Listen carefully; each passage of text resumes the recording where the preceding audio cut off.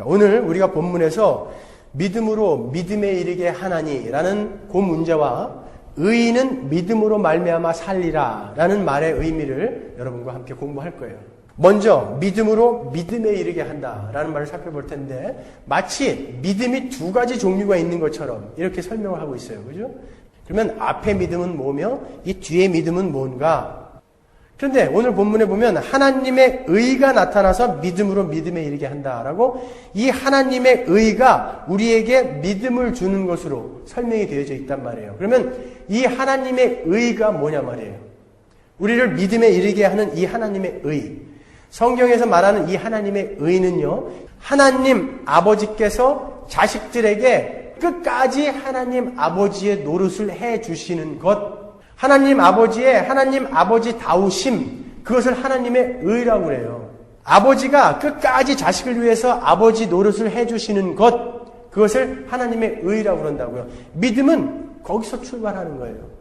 여기서 벌써 힌트가 가지요. 그 믿음은 우리에게서 시작되어지는 것이 아니라 하나님의 의로부터 그 믿음은 출발이 되어지는 것이란 말이에요.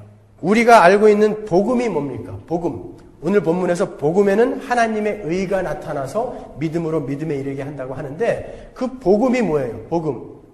영어로 복음이 뭡니까? Good news예요. 그죠? Good news. 여러분들에게 good news가 많죠? Good news. 로또에 맞았다.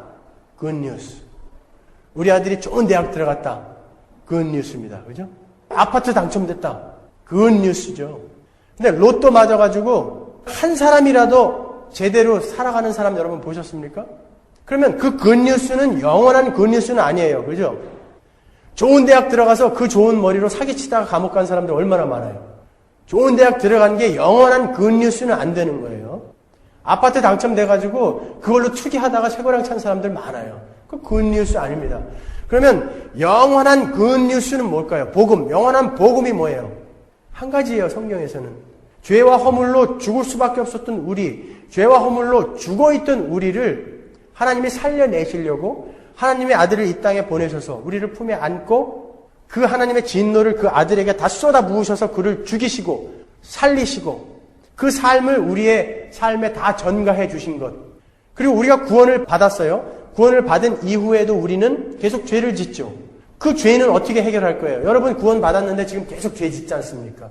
그거를 예수님이 아이로 태어나셔서 죽을 때까지 하나님이 만족하시는 그런 완벽한 삶을 살아내시고 그거를 우리에게 전가시켜 주셔서 우리가 이렇게 엉터리 같은 삶을 살고 있음에도 불구하고 하나님을 찬양하며 하나님을 예배하는 거 아닙니까?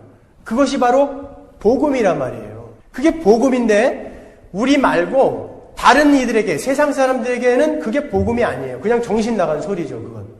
아니 어떻게 우리가 보지도 못한 2000년 전에 그것도 천지를 창조한 하나님이 이 땅에 내려와서 우리를 대신해서 죽고 살아났다고? 그리고 그가 산 삶이 우리의 삶이 됐다고?